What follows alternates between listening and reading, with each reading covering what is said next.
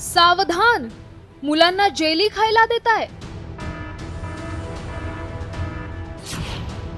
पालकांनो, लहान मुलांकडे लक्ष द्या।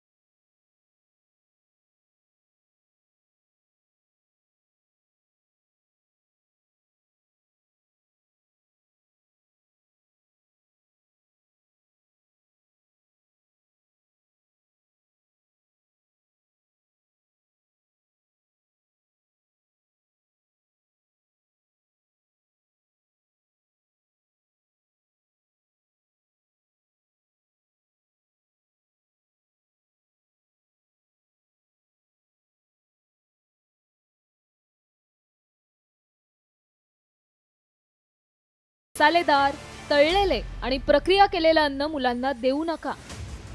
आता ह्या ठिकाणी जे आपण बोलताय ते जेली खाण्यात आली आहे, पण खूप कॉमन गोष्टी जशा आहेत की जेम कॅल अशी गोळी येते की जी चोखून खाता येते, किंवा शेंगदाण्याची दाणे असो, हे प्रकार जर तोंडात असताना त्याच वेळेला तो धावतो आहे, तर सगळ्यात पहिले त्याला श्वास घ्यावा लागतो जोराने, आणि नंतरच खोकलल्या जातं। तर ते जे श्वास घ्यावा लागतो त्यावेळेला ती तोंडात असलेली वस्तू त्या सरळ अन्ननलिकेच्या ऐवजी श्वासनलिकेमध्ये जातात। दरम्यान पालकांच्या निष्काळजीपणामुळे किंवा मुलांच्या चुकीमुळे चिमुरड्यांच्या घशात एखादा खाद्यपदार्थ अडकलाच तर काय कराल पहा। पालकांनो, काय काळजी घ्याल? मुलांचा चेहरा निळा होऊ लागल्यास श्वास गुदमरल्याचं लक्षण। अन्नपदार्थ अडकल्यास मुलांना पोटावर झोपवा।